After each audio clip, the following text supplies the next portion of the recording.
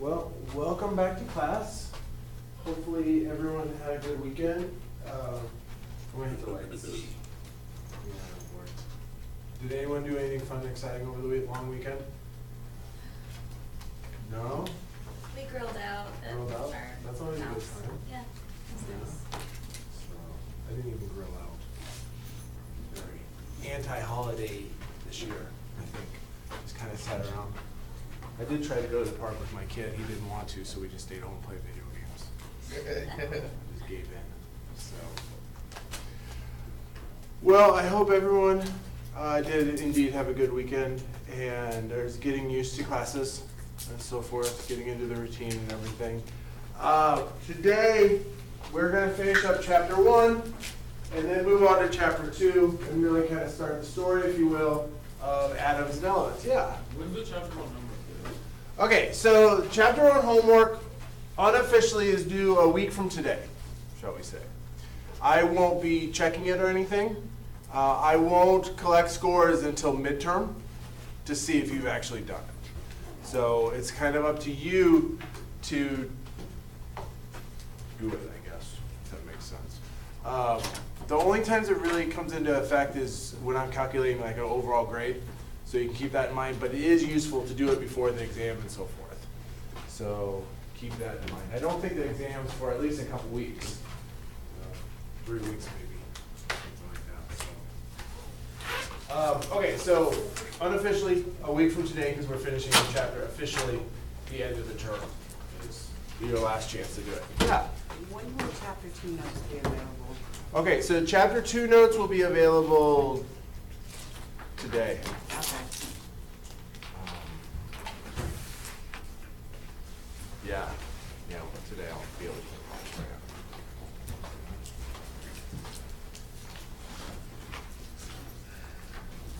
My plan is to always have them done ahead of time for you before we get to the chapter, but that's my plan. I'm sure you understand that. So there you go. Do you guys, I assume you all like having, I guess it doesn't matter. If you don't like having the notes ahead of time, just don't look at them. So, there we go. Anything else? Everything else make any sense with the class? General, normal, kind of, I know for some of you it's been relatively boring reviewing things and so on. In the next chapter, we'll get into a few things that are relatively new, I would bet, for most of you. So, bear with me. Okay, to get our minds going today, I thought, I dropped my marker. I thought we would do a density problem to get started. Last time we talked about density, and we talked about the formula for density, which is density is equal to mass over volume. Now, generally, volume is in milliliters. One thing you probably should be aware of, just for your own general knowledge, I'll always answer this if you ask me about it, but centimeters cubed, cm to the third, is the same thing as a milliliter. So they're completely interchangeable in the metric system. That's actually the definition of a milliliter, it's a centimeters cubed. So if you're familiar with the nursing profession or doctors at all, they talk about cc's. Give the patient 3 cc's. A cc is a cubic centimeter, which is then the same thing as a milliliter. So 3 cc's is the same thing as 3 milliliters. And they're interchangeable there. Nowadays, on syringes, they're switching up to milliliters because that's more of the official volume. However, you'll still see them with cc's on it from time to time. My mother-in-law is a nurse, and she always refers to them as cc's. So that's where it is. So here, we've got grams per cc or grams per milliliter as our unit. So let's say, for example, what volume would 50 grams of aluminum? Okay. So if we had 50 grams of aluminum, what volume would that be? And just because we talked about it last time, let's figure this out in two units. The first unit being milliliters, or again cc's, and the second one being liters. All right, so see if you can find the answer in milliliters, and then after you have that answer, you feel good with that, see if you can calculate what it would be in liters.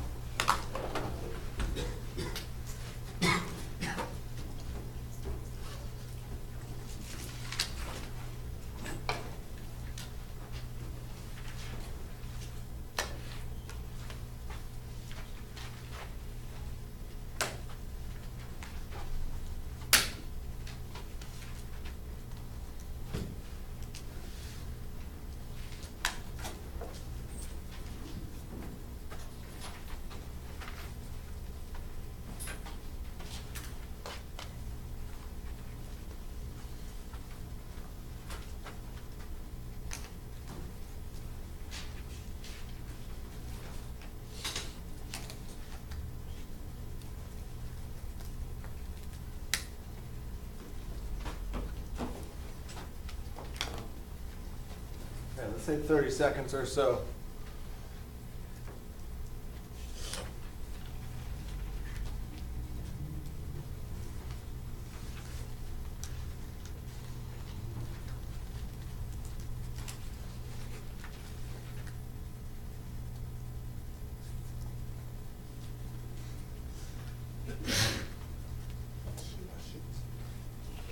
Okay. Does everyone have their ideas down? Even if you didn't get all the way through it, you'll know whether you're on the right path or not. Really, this class and a lot of the math in this class is about taking the right steps and so forth, not the actual answer. I don't particularly care what the volume would be on a personal level. But I do care that you kind of think about it and figure out the steps. So, what would the volume be? So we want to solve for volume. So volume is going to be equal to mass divided by density. So here then is going to be 50 grams divided by the density of aluminum, which is 2.7 grams per milliliter. Now here, unit analysis will actually help us out with this. So here we've got grams over grams. So those are going to cancel each other out. So in density, you can use the unit analysis approach to actually confirm you set up the problem correctly by looking at your units. So what that means is now we've got milliliters, which is the denominator of the denominator. It's really fancy words to say you just move it back on top. And that's the unit for volume we're looking for, so that's great shape. So then it's just a matter of the math. So 50. I keep hitting this button like something's going to happen. Battery's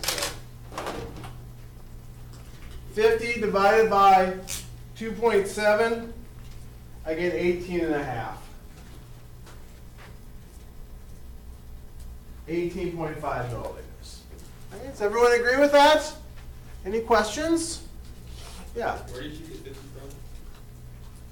The 50? Yeah. From the problem. Oh, okay. What would the volume of 50? So that's where that's coming from. Any other questions?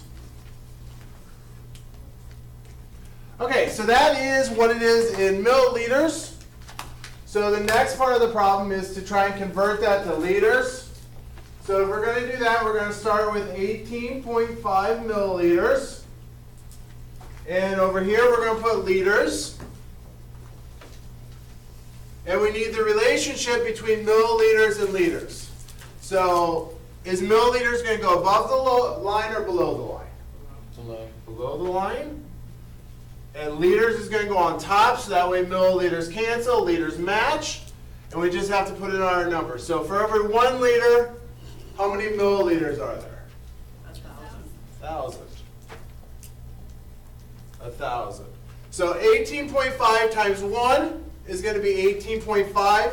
Divided by 1,000 is going to be 0.0185 liters. 0.0185 liters.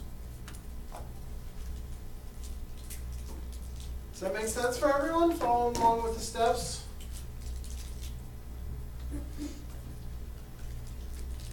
And so I like this problem because first it shows that you can look at the units to cancel out and make sense of density. And then second, it's got a metric conversion thrown into. I'm going to say for fun.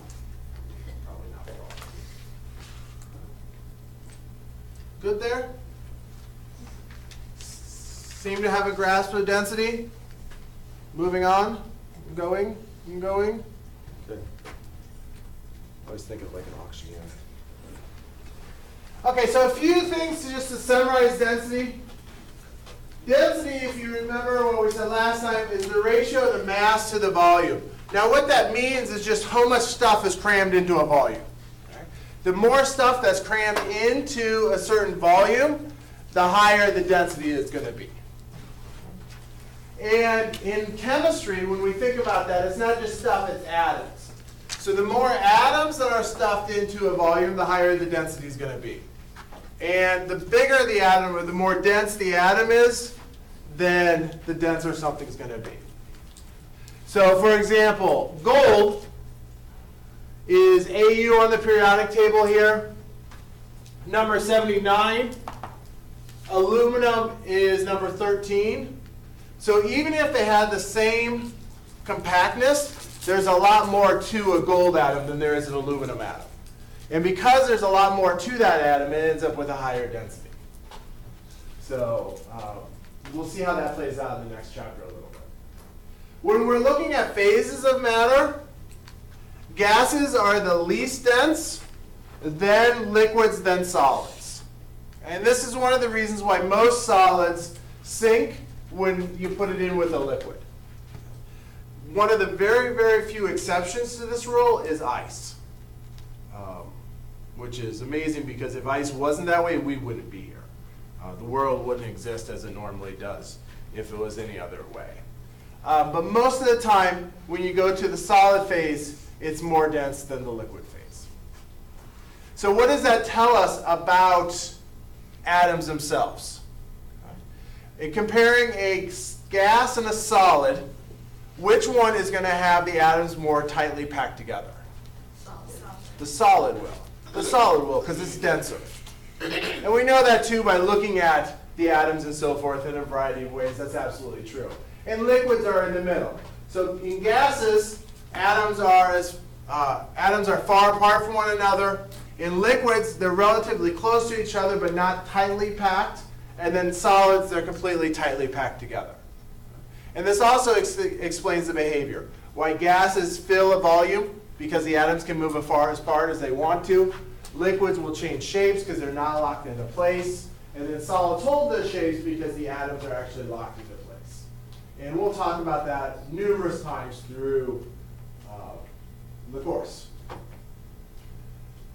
Both liquids and solids can have a variety of densities depending on what they're made out of, the temperatures and so forth. And then liquids, gases, the temperatures will affect the density. Okay? Temperature does affect density in a solid, but it's very, very small compared to other things.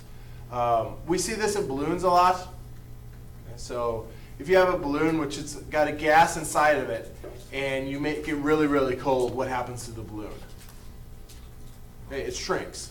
It shrinks down when you make it cold. And that's because you're changing the overall energy of the atoms, and the density gets larger.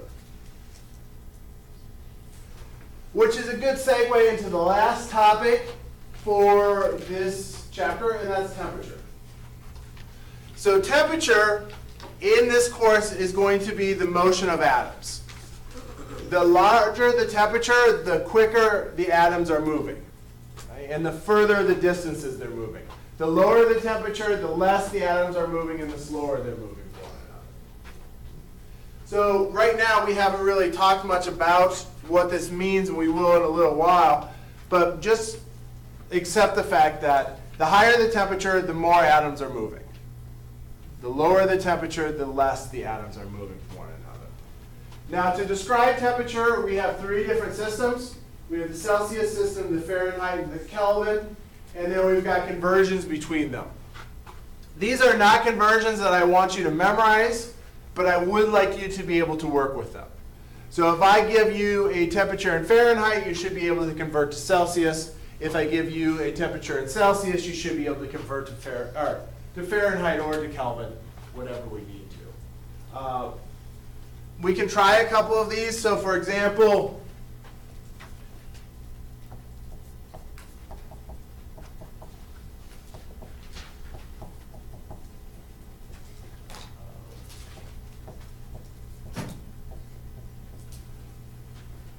what is the Kelvin?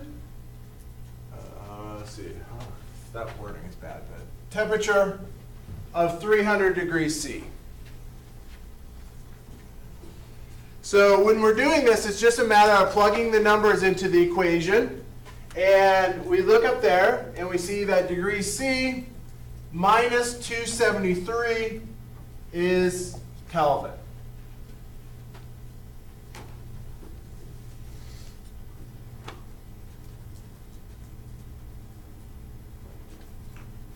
That's not right. 300. Oh, no, that's not right. This should be plus. Plus 273, not minus. Plus, because Celsius is always higher. So it's got to be a plus. We're making that change. Sorry about that. Okay, so we're just going to plug it in. 300 plus 273 is then going to be 573 Kelvin. And that's how that will work out.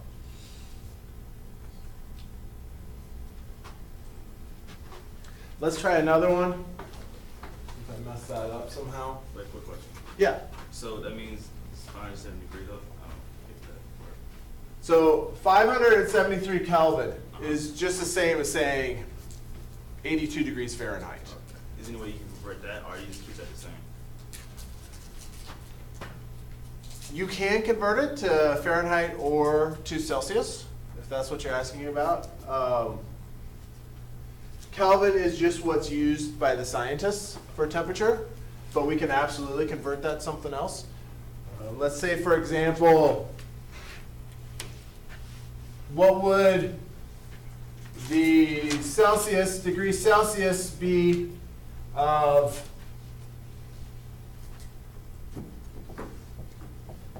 200 Kelvin?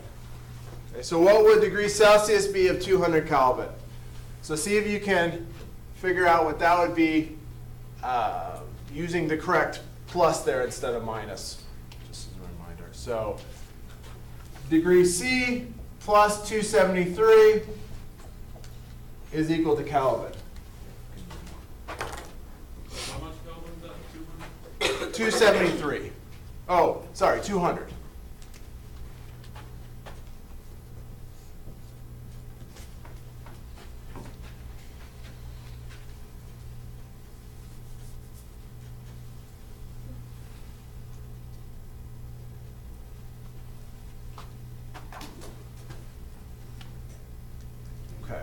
To solve this one, then we're going to put the 200 in for the Kelvin. So degree C plus 273 is equal to 200. Subtract 273 from both sides. And degree C is equal to negative 73. So negative 73 degrees Celsius. Okay with that? That one's relatively easy, assuming I give you the right formula, because you're just adding and subtracting the 273. The other one, the Celsius to Fahrenheit, unfortunately is not quite as tidy. The formula for that one, I hope I got this one right. C times 1.8 plus 32 is equal to Fahrenheit. So let's check this one with something I know. What is the Fahrenheit, degrees Fahrenheit of 100 degrees C.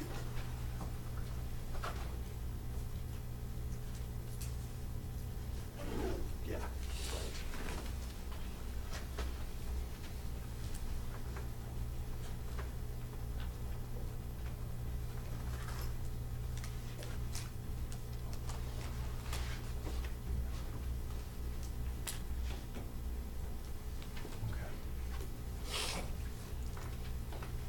Typing away, so we'll give them another couple seconds, few seconds.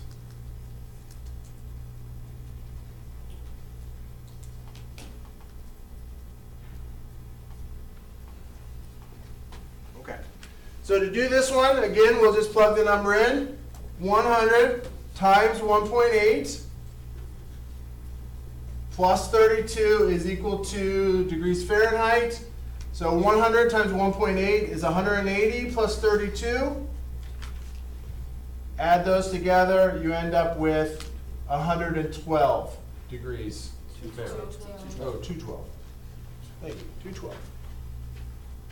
212 degrees Fahrenheit.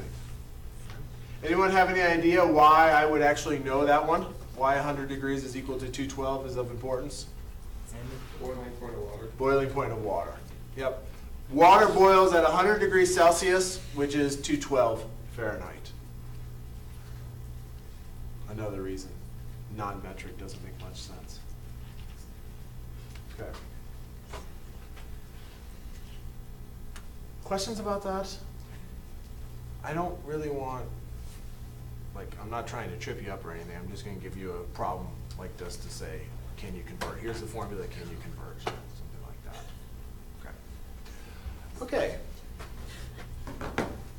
So once we understand temperature a little bit, we can talk about what's called the kinetic theory of atoms. Now, I'm a little hesitant to talk about this at this point, but we've talked about atoms, we've talked about temperature and so forth, and you understand what motion is.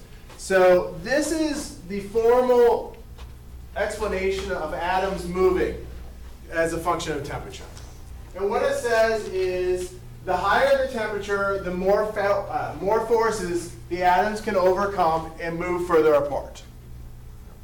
So just think of it this way. The higher the temperature, the more energy is in the atoms, and they move further apart from one another. That's really the basic of the kinetic theory of atoms. It doesn't sound like much, but when you think about it throughout this course, we're going to see time and time again how this can actually be used to interpret everyday events. So for example, balloons. You know what, if I remember right, I'll bring down balloons next time and we can do this as a demonstration. You make a balloon, you blow it up in the air, and then you put it in dry ice or liquid nitrogen or something very cold, and it shrinks way down. The reason for that is because when it's cold, the atoms inside the gas have less energy, so they can't force the balloon apart as much. And that's why they shrink down. As it heats back up, the balloon gets bigger because you're putting energy back into the atoms, and then it can push on the sides, and then it forces it open more and more. This is the same with the phase changes from solids to liquids to gases. As you cool down energy, or actually solids, liquids to gases would be increasing energy. You put energy in, and these atoms, which are locked together, can then break apart a little bit and then break apart more and more, and that's when we see the phases. So this really is an underlying theory, and we're not going to work with it a whole lot now, but I want to introduce it because this is the time to do that. Have you guys heard of the kinetic theory before? The basics of it, maybe not called that, but like atoms moving as a function of temperature and so forth.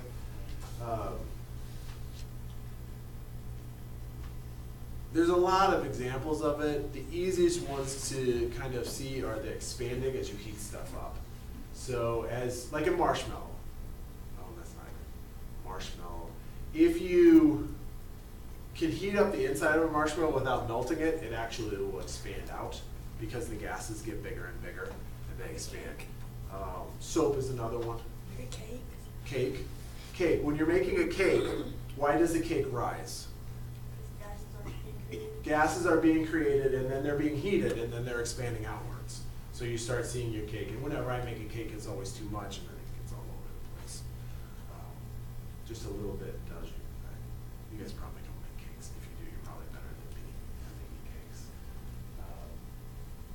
I don't think I've ever made a cake that I haven't had to cut the top off of because it's just all over the place. But it's the same thing.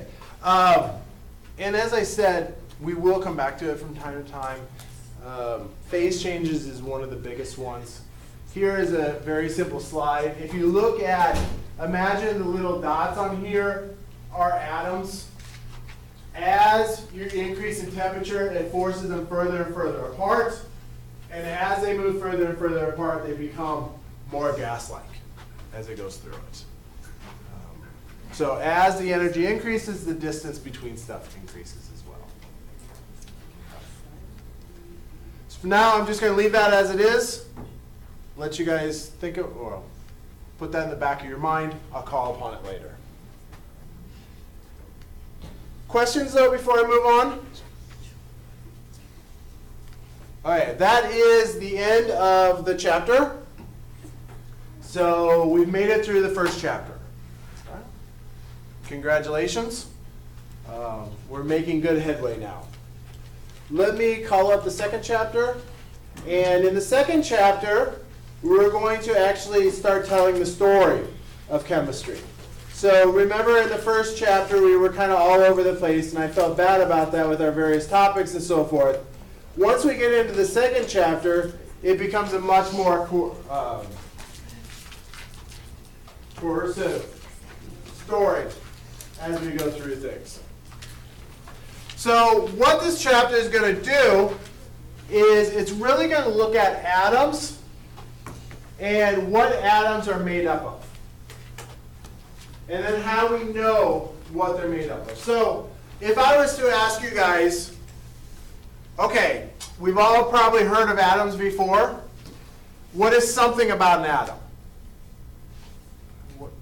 Anything at all to describe an atom? If you split it, it will explode. Okay, split it and it explodes. It's the smallest unit particle of element. Smallest unit of an element. Okay, its definition. Anything else we know about atoms in general? It has 3 parts to it. 3 parts to it, generally. As far as chemists are concerned, that's absolutely right. The physicist in me kind of wants to list the other ones, but no one cares. I'm half physicist, half chemist. Okay, so 3 parts of it.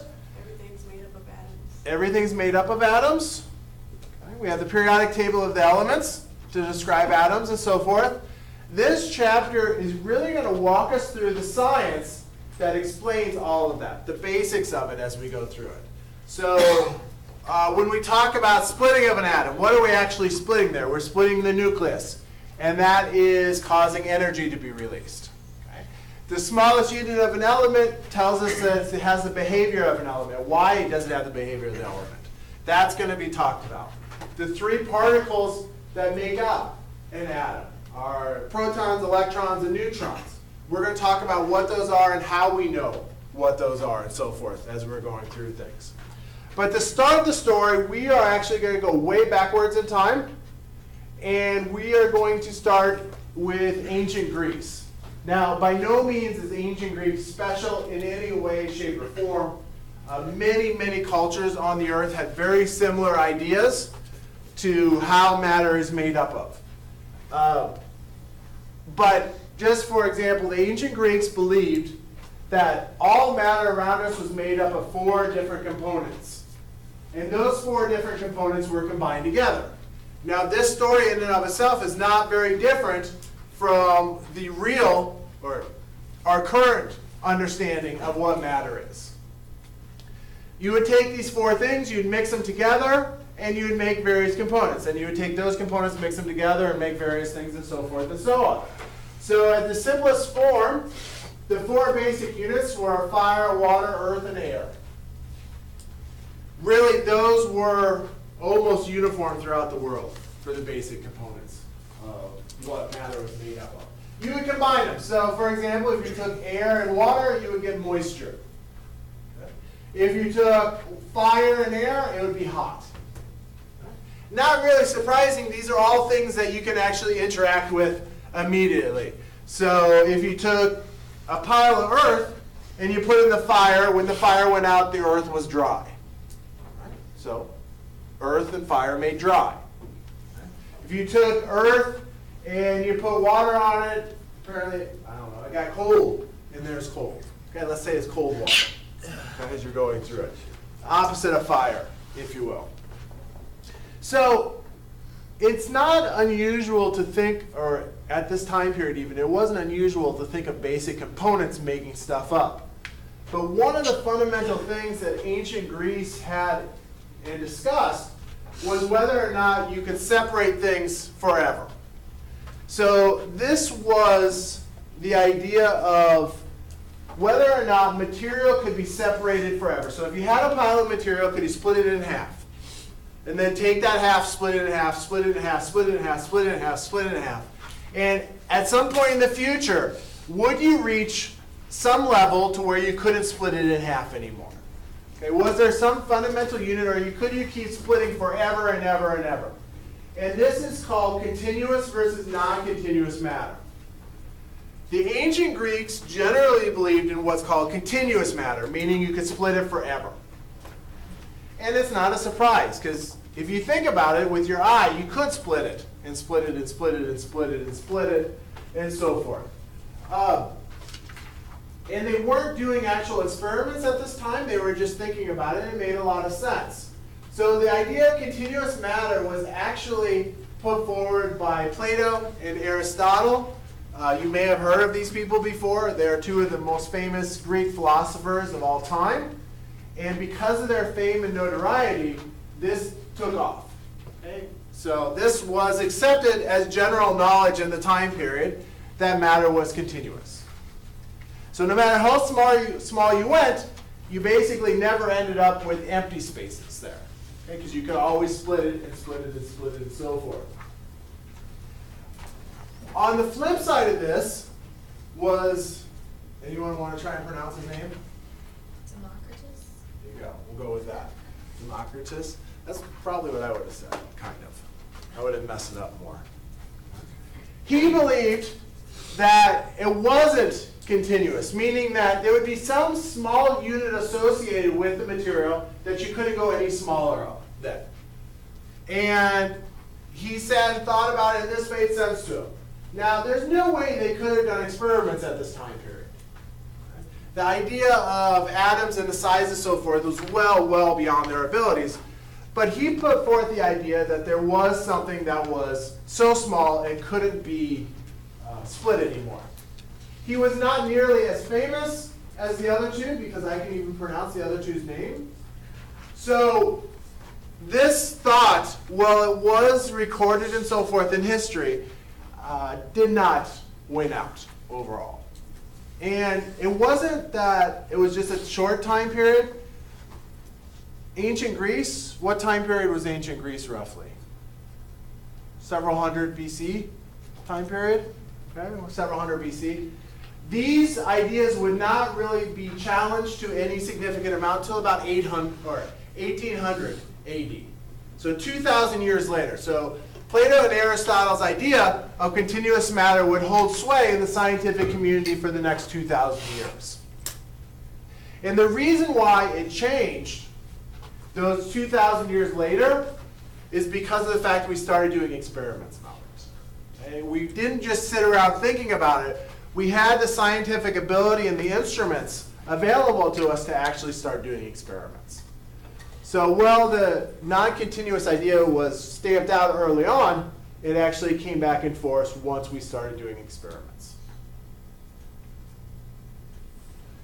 So there are several different laws that were determined about this time period and help us understand atoms and what they do. There are three ones that we are going to talk about in this course. The first one is on the overhead here, and that is the law of definite proportions. So,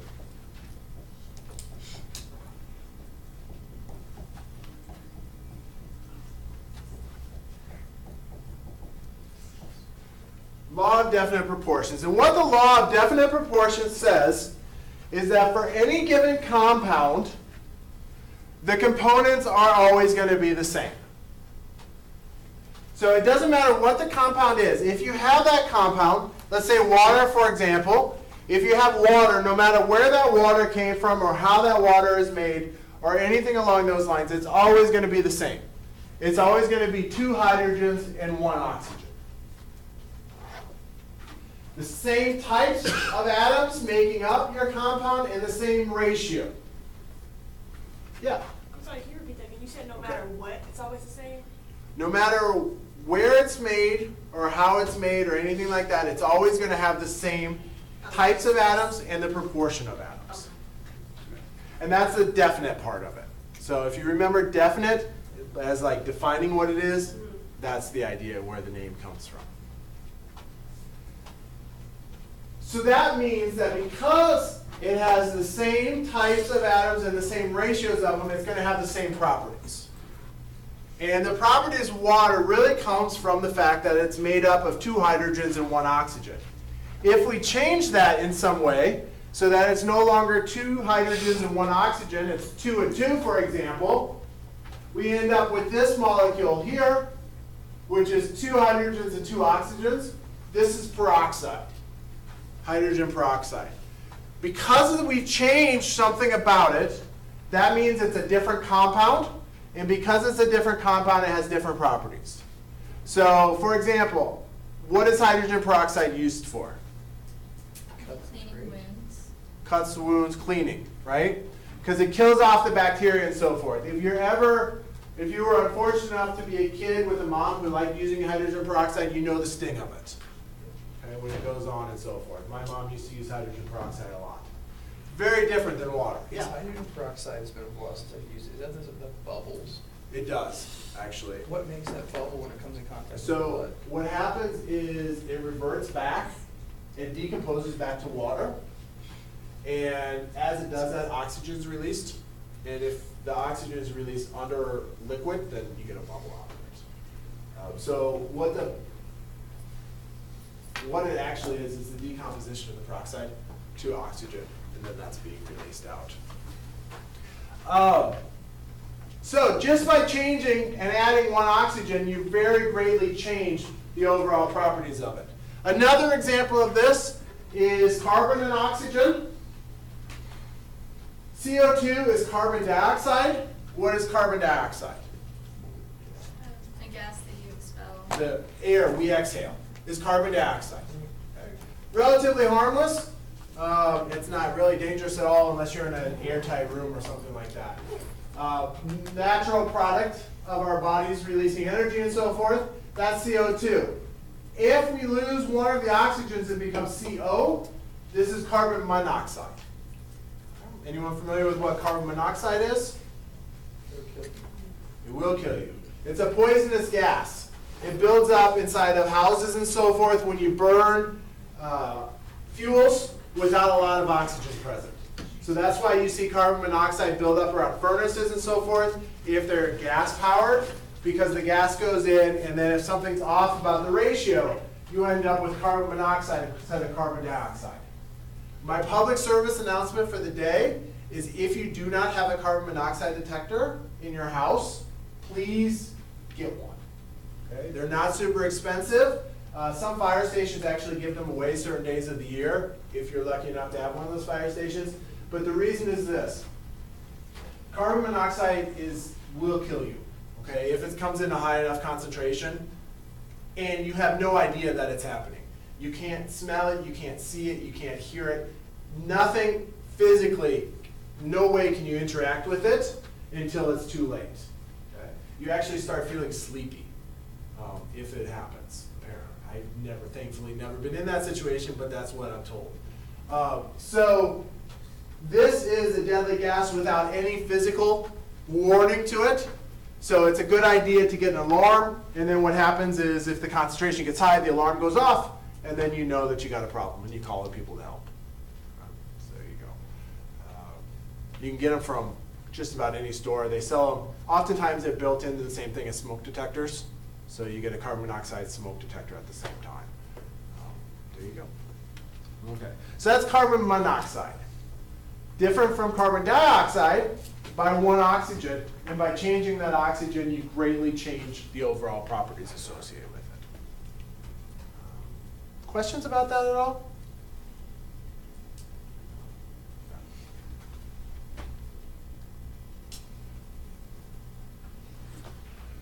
So moving on to the next law. The first one was definite proportions. The next one is multiple. The law of multiple proportions. Now this really is related to the other law, except stated in a different way. In the other law, the definite proportions, it says that if you change the atomic makeup of something, then you have a different compound. What the law of multiple proportions says, it says that given elements can combine in different ratios. So no two elements can only combine, well, very few. Okay, let's start over. Elements don't always have to combine in the same ratio. This is something when I was learning chemistry, my dad had a lot of problems with. He said there's only 100 and some elements. If they combine together in pairings and so forth, you can only make so many combinations. Why would you want to study that? And that's the case here. It's not true because you can actually combine them in a lot of different ratios. So here's carbon monoxide, carbon dioxide. Iron and chlorine can actually form in about 6 different ratios with just 2 of them. Nitrogen and oxygen can form all of these relatively easily.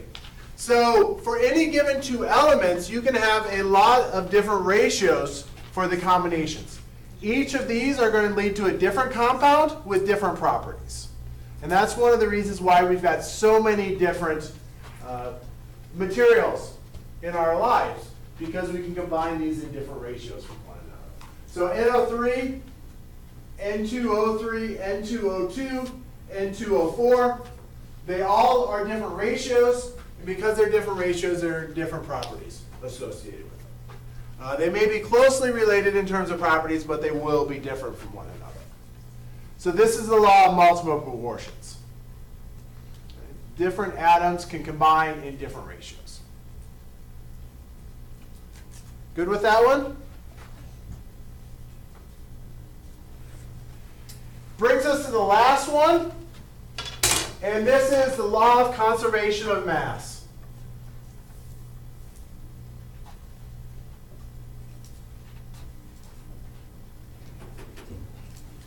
I'm going to circle that one. This is the biggest one. Chemists, when they were working with atoms, one of the things that they noticed over time, and I'm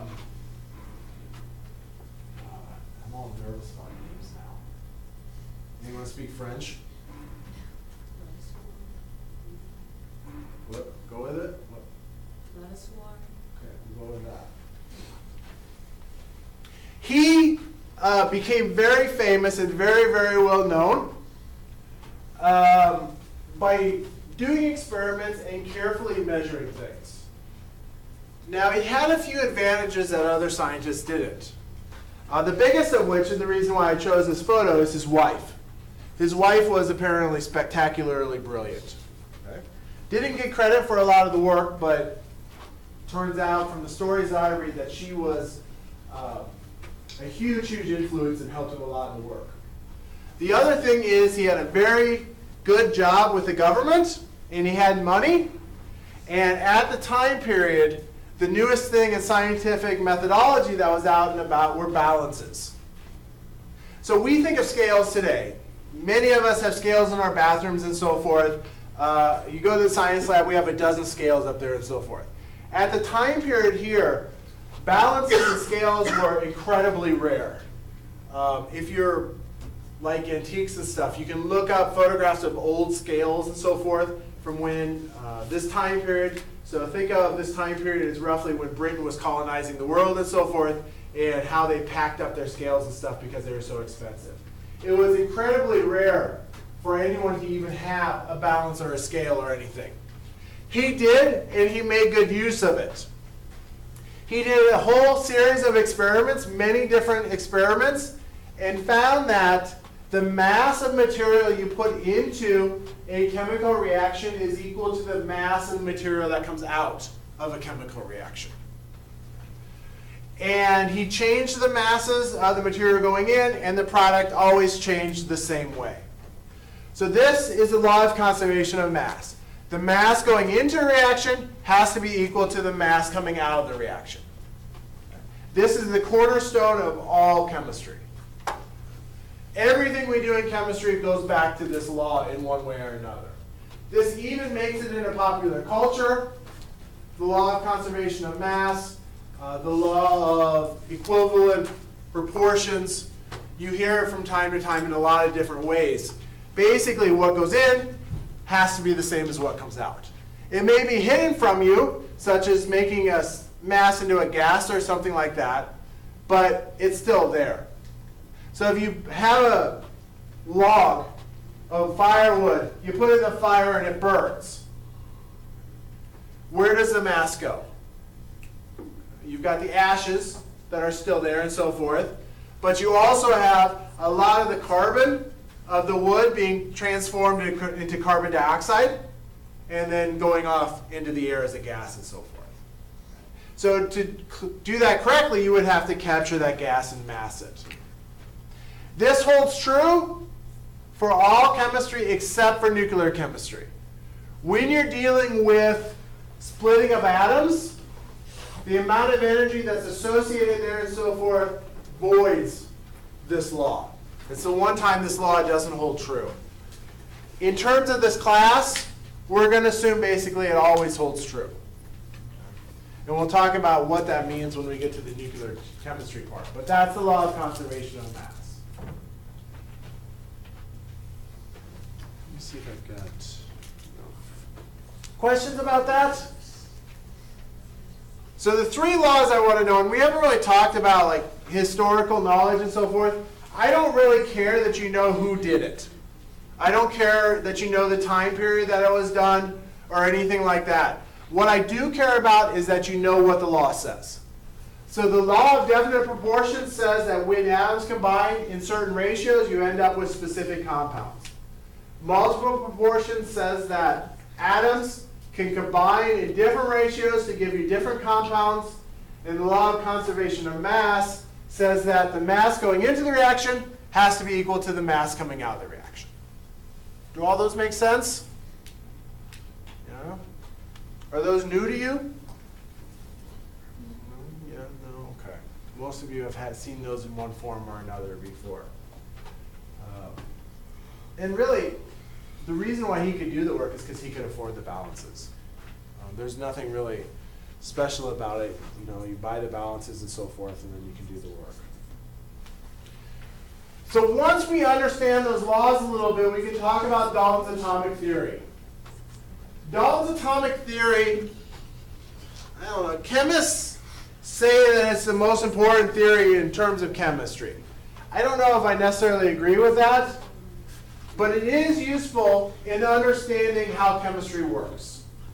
So if, for example, you buy a board game, and in that board game you've got the rules of the game there. You read through the rules, you understand the rules, everyone's playing by.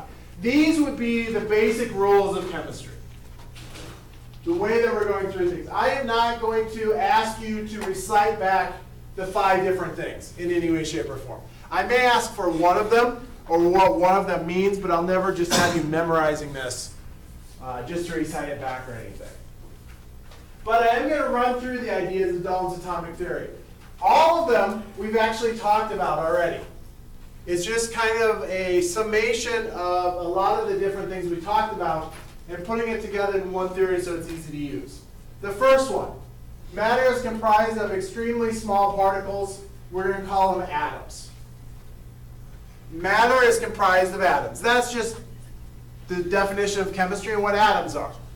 Okay, up to this point in the class, we talked about that a lot.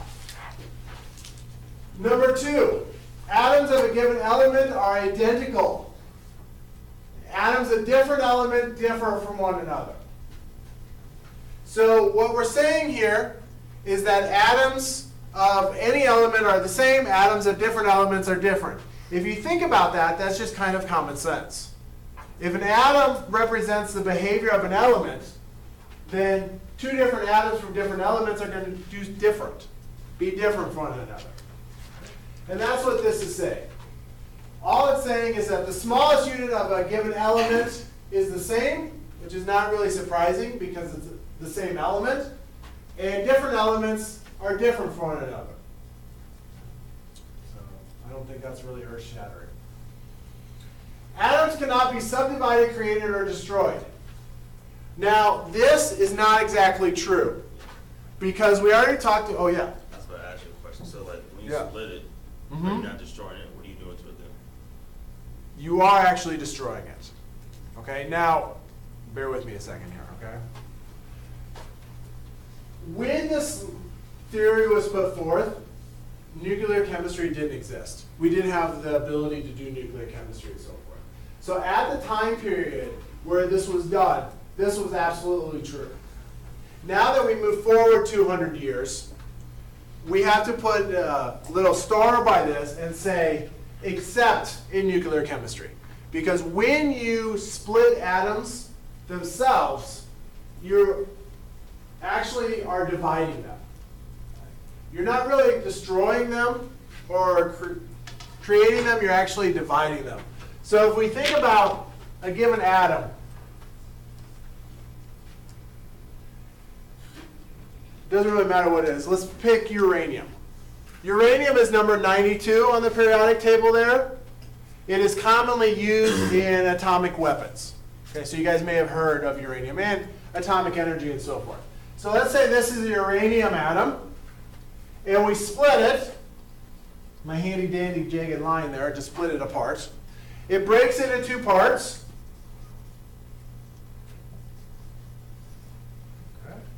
Breaks into two parts. Now those two parts are actually other atoms, smaller ones. So we can say it changes into lead and, I'm just making it up, sodium. Lead and sodium. So when we have nuclear chemistry, we're taking atoms and actually splitting them into smaller atoms. Okay, that's called nuclear, we'll make sure I get this right. Nuclear fission. Okay, fission is where you're splitting them apart. You can also do the reverse, where you take two small ones and make them into a big one. That's fusion. You're fusing them together and so forth. So when this law was, or when this theory was made, it is actually true that atoms cannot be subdivided, created, or destroyed. However, since then, we've learned more science and we've updated it. That may actually be why it's called a theory and not a law, because we're still evolving it and making it a better explanation as we go through. But for purposes of this class, except when we're specifically talking about nuclear chemistry, this is going to be true. Atoms are not divided, created, or destroyed. Number 4, atoms of different elements can combine. Wait, before I move to say that. Number 3, the dividing and stuff. Everyone good with that for now? Yeah? Okay. I understand that that is not completely true and so forth, but I'm going to move on anyway. Number 4, atoms of different elements can combine in simple whole number ratios to form compounds. That just means that when atoms combine, it has to be whole atoms. You can't have 2.5 atoms of something going forward, because you can't have half of an atom, and so on. That's what the whole number means. And when different elements combine, they form compounds. So elements combine to form compounds. That's our definition of what compounds are.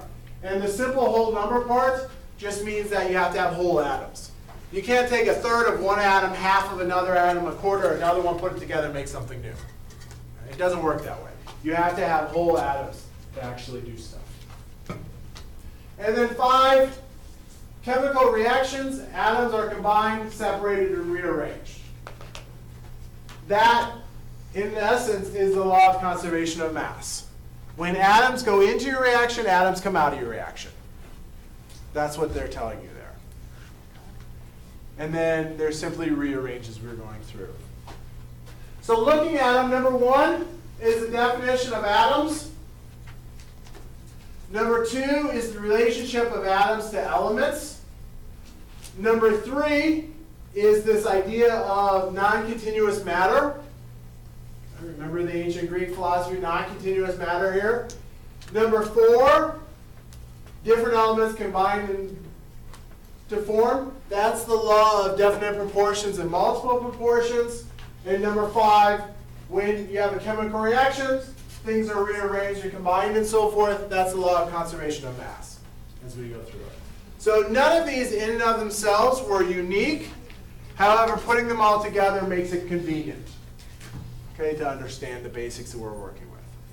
Do all of those things make sense to you? Question. Yeah. Will you ever ask if we can make the connection between those and Dalton's atomic theory? Like, say, give an example, I never have. I doubt it. I doubt it. I care more that you understand the basic ideas involved in those, not so much in the fact that they're even part of that or anything. Because going forward, we're going to use those and build upon them, and talk about why that is and so forth, but not like a reciting or tying. I don't care about that. Yeah. Okay, so if there was like a question on like a quiz or a test Okay. or whatever, and it was asking if an atom could be destroyed, would we just say it can't be destroyed due to the fact of Dalton's theory, or would we say, or would that even be a question? Okay. Yeah, that's a good question, but you're overthinking it. Number one, I would never ask. Well, I guess technically something could slip by me. I would try never to ask that. Okay. Because it's a technicality issue. There will be certain things, like in this course, hopefully this doesn't come as a surprise to you. Because of the level that the course that we're teaching, a lot of the things we teach you are not true in all circumstances. Right. Now, this is a prime example of that where we discuss, how and so forth. So I would try not to ask you that, at least not in that way or anything. Okay. I may say something like, why would Dalton's atomic theory have to be updated when you take into account nuclear chemistry? Okay. Something like Okay. that, but not what you're saying. If I ask what you're saying, can atoms be separated? Okay, I would have to accept both answers. Right. Because at this point, I'm telling you that they're both right. Okay. So anytime it comes down to a question like that, if you can make a good argument on why your answer is correct, and I can't just say that's not true, then I'm going to give you the points for it. Okay. There's been a few examples in the past of people have had crazy arguments with me about things where I said, yeah, okay. I would never have thought of it that way in a million years, but it's a good point. I'll give you the points for it, things like that. This would be one where I'd immediately give it over because of the fact that we've talked about it. Okay. The one I'm thinking of was, it was a question having to do with the metric system, and it was, what does centi mean? And what I was looking for was 1/100th of the base unit, because that's what centimeter is and so forth. But a student wrote 100, and his argument had to do with centipedes and so forth. And I'm like, I never would have thought of that in a million years, but I gave it to him in the end. Centipedes have 100 legs, right? That's where the name comes from. Yeah. So yeah, okay, centi does mean 100 in that case. So, yeah, I'm not looking to be very strict in terms of those types of definitions and stuff. It's a process of it. Now, granted, I will say I get the last say always. So, but yeah, it's usually not an issue. Okay, so does Dalton's atomic theory make sense for now? Really, a lot of chemists like to make students memorize things, probably the same ones that make you memorize the periodic table. I don't care about that. What I do care about, though, is that you guys understand these basic underlying principles here. What are atoms? What happens to atoms when we have reactions? And then when they form compounds, what does that mean as we go through it, especially in terms of properties? So, updates to the laws. Well, here we've already talked about these primarily. Nuclear reactions go against the law of conservation of mass, as well as the whole subdividing thing. We will discuss when it's important. We're going to do one chapter on nuclear chemistry because in today's society that is really, really important. And I couldn't teach this class without talking about nuclear chemistry, nuclear weapons, nuclear power, things like that.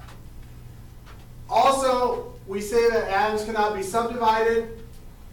That, you have to remember, is in the chemistry definition, they cannot be subdivided and have the same behavior as before. Atoms themselves can be broken down into protons, electrons, and neutrons. And we will do that in this class to understand why atoms behave the way they do. A gold atom acts like a gold atom because of the protons, electrons, and neutrons that are present. An aluminum atom acts like an aluminum atom for the same reason. So we do have to talk about those and how those build up to make your various atoms. You can go further down. Quarks, neutron, bosons, neutrinos, these types of things as well. We're not going to talk about those at all. Okay? If you've heard those terms in any way, shape, or form, good. I'm glad that you've been exposed to them. We are not going to use those in this course in any way, shape, or form, so we don't have to worry about those. And then finally, one of the laws says that atoms of a given element are the same. This is technically not true once we start talking about the number of neutrons involved in things. So 2 atoms of a given element can actually have a different number of neutrons, and those are called isotopes from one another. Isotopes will only become important when we are talking about nuclear chemistry in terms of behavior. Different isotopes have different behavior in terms of nuclear chemistry. The rest of the course, it really doesn't matter. So pretty much the first one and the third one are really limited to nuclear chemistry aspects of things. We will talk about isotopes because they'll make more sense when we get to it. Why? About protons, electrons, and neutrons. But there we are. So Newton's atomic theory has been updated along with the laws to a certain extent. Even though we still call them laws, we just added on to what that law is. Questions about that? No? Everyone still with me today? Yeah. I know laws can be kind of boring, especially one that says that when you mix things in different ratios, it makes different things. That's kind of common sense, and I understand that and so forth. But now that we've said it, we can move on and actually make use of it as we're going through it. So just here to wrap up, the atom, we are going to start talking about these atoms and when they combine in different ratios and form different things and so forth. But the first thing we have to understand is what an atom is and what the makeup of atoms are. So when we're talking about atoms and the size of atoms, it's really a limiting factor having to do with things. So the idea of atoms were in ancient Greece. Does anyone have any idea when we were first able to image atoms? Any clue at all? Okay, we were first able to image atoms about 40 years ago. The 1970s is the first time that we could actually do it. And the reason why is because they're so incredibly small. So here, for example, this is graphite. And if I show you what the graphite model looks like, on this end, you see the hexagonal arrangement of atoms going through there. If you look here, you see that arrangement. That's how I know it's graphite, by the way, because the arrangement there is going through it. So each one of the corners, there is an atom at. And believe it or not, this is an incredibly good image of atoms. This is really, really good in terms of what we can actually do. And the reason for that is because the distance between 2 points, or 2 bends in this, is 1.4 angstroms. which doesn't mean a lot to you, but it's like 1.4 times 10 to the minus 10th meters. So if you take a meter, well, the stick, and break it into 10 to the 10th segments, that's roughly how small that is. It's really, really hard to imagine what that would be.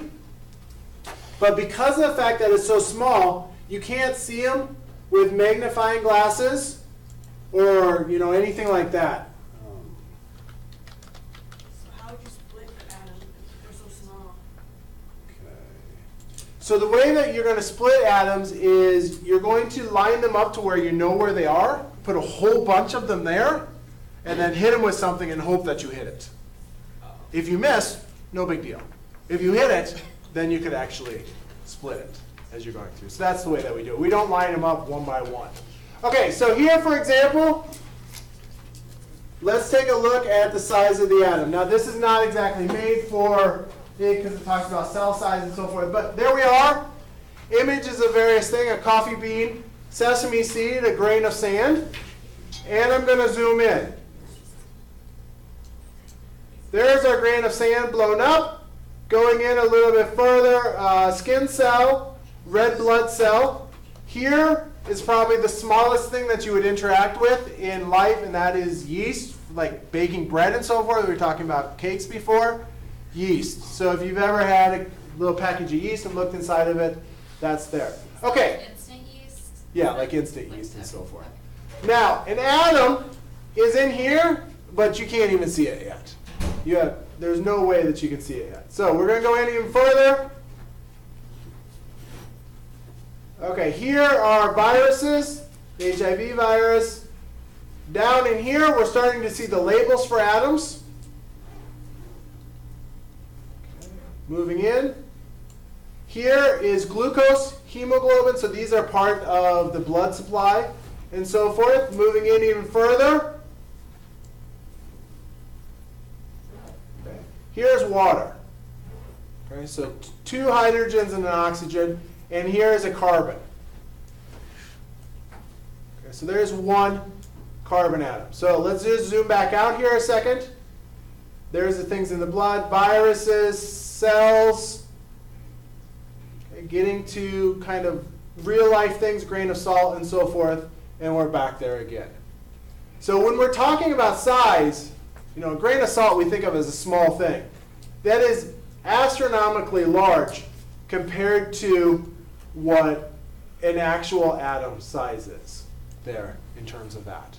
So we can't think of atoms as going in and moving them and so forth. It doesn't work that way. We can't line them up to hit them with stuff. Okay, we've got to do other things about it. So next class period, what we're going to do is we're going to talk about 3 different experiments that scientists did to try and understand what makes up an atom. We can't even see them, but yet we're going to study what's inside of them. Yeah? The first clipping's due next class. Yes, it is. Thank you for like reminding what me. we need to do for that. Okay.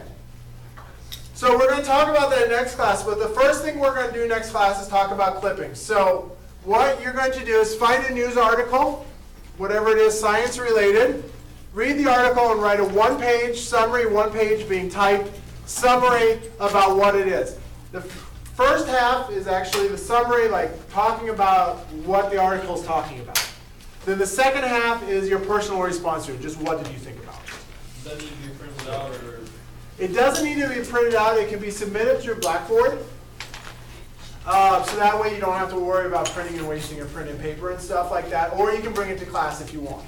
And does that be Either way. by class or? Well, I don't ever do anything by class because I don't want to set the time. So end of the day is fine. The only thing is, at the beginning of class, I'll ask for volunteers to talk about what their clipping was. So it'd be good to have an idea about what your clipping is when you come into class. If that makes sense. Like, you don't necessarily have to have it submitted, but at least choosing a clipping and reading through it so you can talk about it if called upon would be a good idea at the time. Okay? Does that make sense for everyone? Yeah? Okay, then that's where we will end today. We'll talk about atomic experiments next time.